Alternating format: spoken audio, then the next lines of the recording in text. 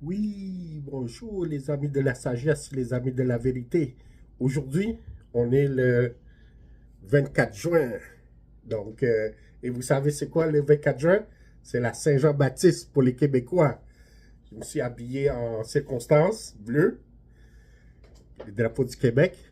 Donc, aujourd'hui, tous les magasins étaient fermés. Donc, les seuls magasins qui étaient ouverts, c'était le Jean Coutu. Donc, puis en tant que philosophe essayiste, j'ai essayé ça, le café latte de Tréma aux Jean Coutu, parce que c'était en spécial, je l'ai essayé, mais ça vaut pas la peine, là. Donc, croyez-moi, en tant que philosophe essayiste, c'est mauvais, là. Ah, ça goûte pas le café latte, là, vraiment. Donc, alors, comme je vous ai dit, tout revient à la philosophie, car pour exister, il faut penser.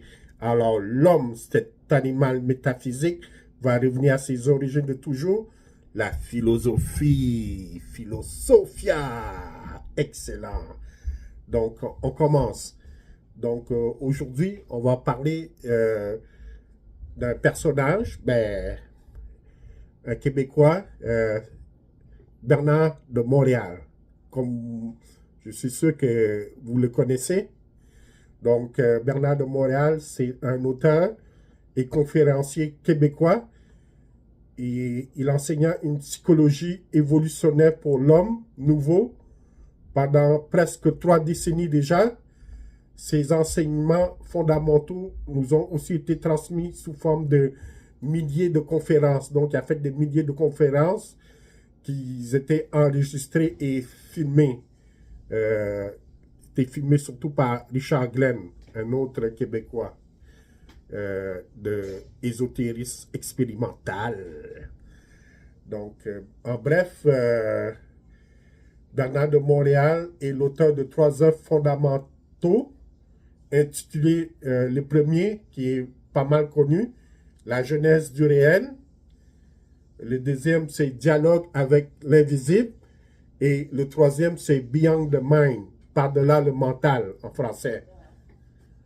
Donc, la première, la genèse du réel, il fait la genèse du réel vraiment. Il explique c'est quoi sa notion de réel. Le deuxième, c'est Dialogue avec l'invisible. Et c'est une œuvre qu'on fait un dialogue avec l'invisible avec l'au-delà. Puis Beyond the Mind, c'est par-delà le mental en français. C'est par-delà le mental. Donc lui, il est arrivé au supramental.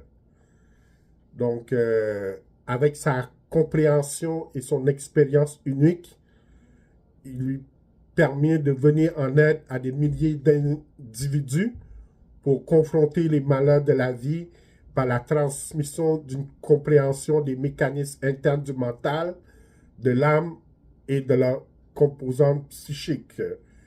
Donc, Bernard de Montréal, il était très expert dans le côté La métaphysique, dans le la côté confiance psychique, et le tout ça, paranormal.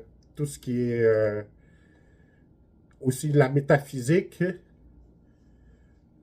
Donc, il était très versé en métaphysique aussi, là. Donc, c'est ça. Et sa notion de supramental. Alors, je termine. C'est très approprié le supramental.